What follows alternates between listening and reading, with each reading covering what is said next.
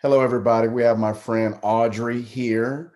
I met Audrey last week, and based upon an entrepreneurial program that she's involved in, I just had to bring her on the channel just to say not only hello, but just let you guys hear what's going on. How are you doing today?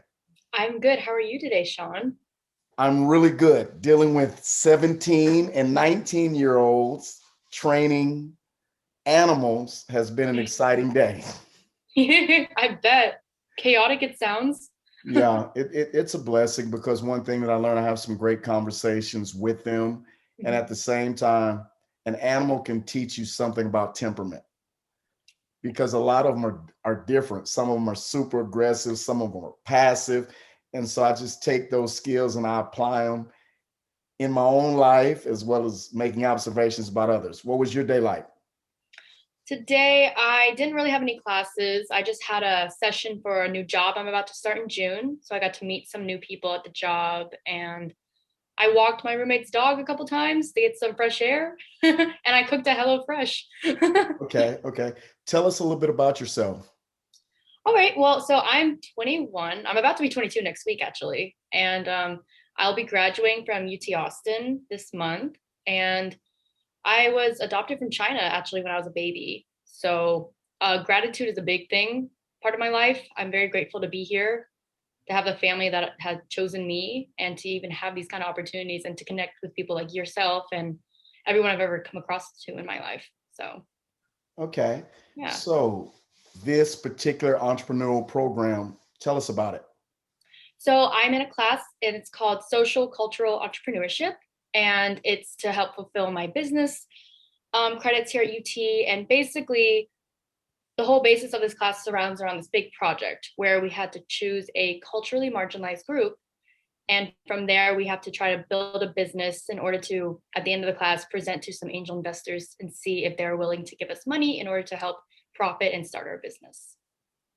Okay. And so, why did you or your team pick the particular project that you did?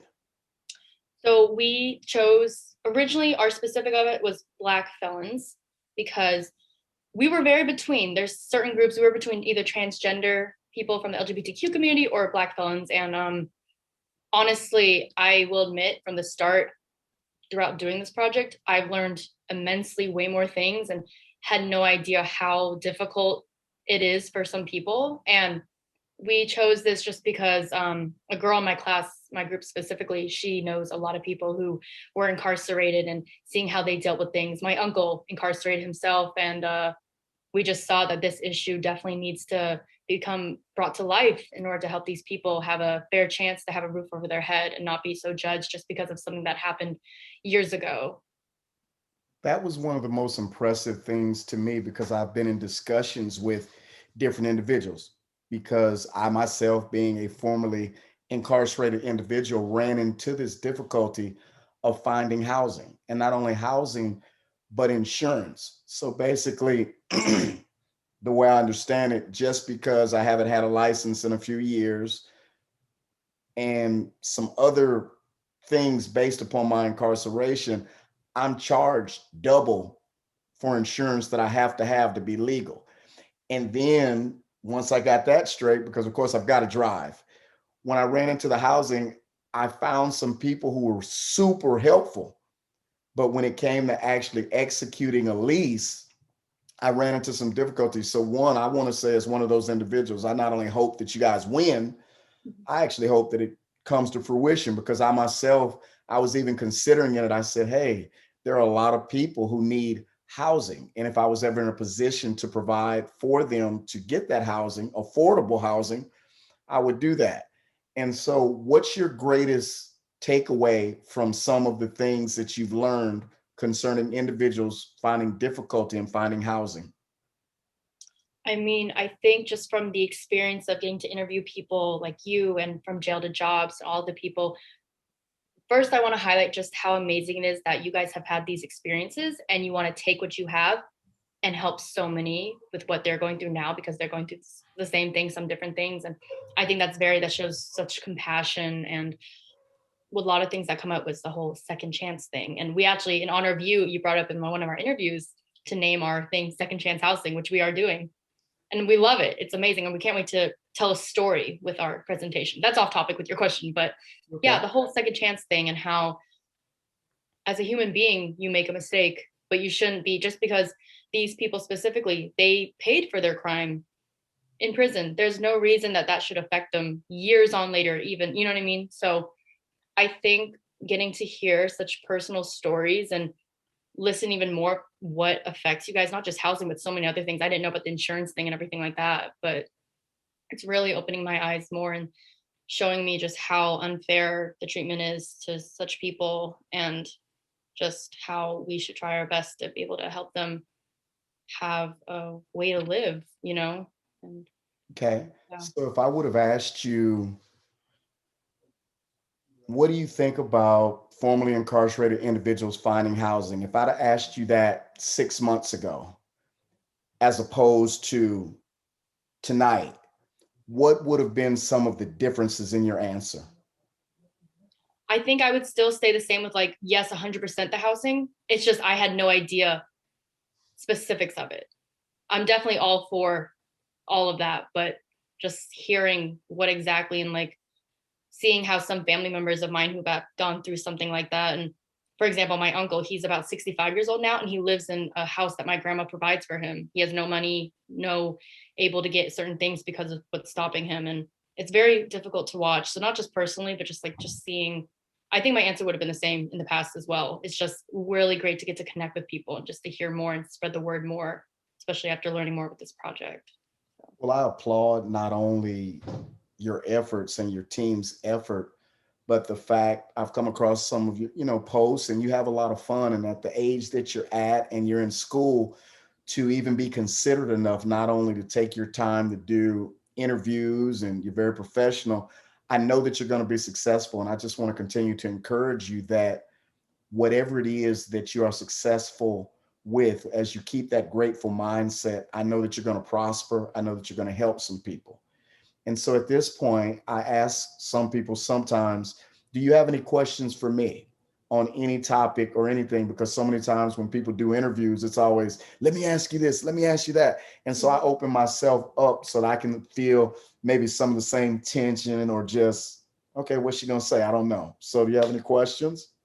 Well, I know from speaking to you previously, you're very, I think I told you this, the way you talk, your energy, it's very addicting, very professional. And I guess one, it's kind of like a broad question, but like, what would be a piece of life advice that you'd want to give someone? Don't take shortcuts. Okay. When I was a young man, younger, and from high school to college, I always thought I was just so smart. I always thought that I could make anything happen. I could think my way through. So, what I basically do is assess the system, determine what was required, and then try to figure out a shortcut. And later on in life, when I look back, if I had to tell the younger me, don't do something, I would say, don't take shortcuts, because you may get exactly what you want. But if you don't go through the process properly, I doubt that you're going to keep it. See, a lot of people obtain things. They obtain positions, they obtain relationships, but when they took the shortcut, they really didn't know that individual. They didn't really realize all the responsibilities that went with the job. But if you just trust the process and take one day at a time and don't take a shortcut, then once you get it, you'll be able to maintain it. So that would be one piece of advice. Another piece of advice: help others. In the midst of the climate of this world, something that I found out organically, I didn't figure it out, I didn't think about it, but helping people adds value to my life. And that's something that I didn't realize. For a long time, I've been given opportunities to help people and serve, and even now, but I didn't realize a byproduct of that is when I needed help or when I needed some patience from people, it has not only come back to me, but it has come back to me at least threefold. And so that second piece of advice would be, help others around you. And somebody might say, well, what do you mean by that? I mean, period. Sometimes help is just listening. Sometimes help is providing a service. Sometimes help is teaching. whatever you can do to help someone else, I tell you, it's going to turn around and add value to your life. Thank you for sharing that. I definitely will take both of those and throughout my life, keep that in mind. Very wisdom. Okay. So, last question.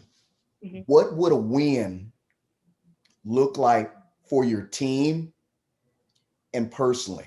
Because when you interviewed me or when you discussed the topic with me, I don't get competition. Although I know that there are different teams, I get that it's a little bit deeper for you. And so I'm basing the fact that because I believe in you, I believe in your team. What does a win look like for you guys, not just in the competition, but in life?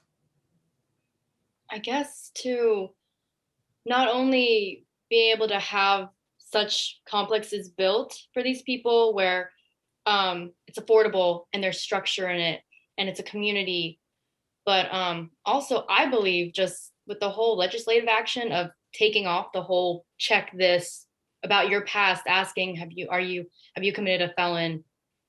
I personally think that should go away. I don't know. I feel like that definitely should not be the determination for a lot of people on whether or not they should have housing, or at least like become more specific, you know what I mean? But not just have that one check, yes, affect um, a really big Okay. decision. So we're in Austin, Yes. and I'm telling you that sometimes some legislators watch some of the interviews that I do or some of the posts that I present. So you're speaking to a legislator Mm-hmm. who could make something happen. But in the back of his mind, he's like, why should I help those people? Those people, meaning I don't know them. They committed a crime. These are some of the consequences. So if you were speaking to that legislator based upon what you've learned, give us that elevator speech. Well, I will first off say, obviously, it does depend on the type of crime, violent versus, whatever types. There are specifics, but those who do not commit those violent crimes, I think that, you know, that shouldn't determine a survival factor in their lives. And I feel like whatever time sentence they served in prison, that should be it. And like as humans, though, I think we all make mistakes, and I just don't view it that way. As like everyone who was a felon or incarcerated is evil, who don't deserve a roof over their head. I don't know. Okay. Thank you for sharing. I appreciate your time. And I told you before, I'll tell you again, I hope you guys win because it's not only a good thing, you're putting in the work. And when you put in the work, there are rewards, not just in that competition, but in life. So I appreciate you. Okay. Thank you, Sean. Thank you. I'm so happy we got to meet. I got to connect with you and hear your story, and your input has helped our group so much. So Okay. Keep me abreast of what's going on. Okay.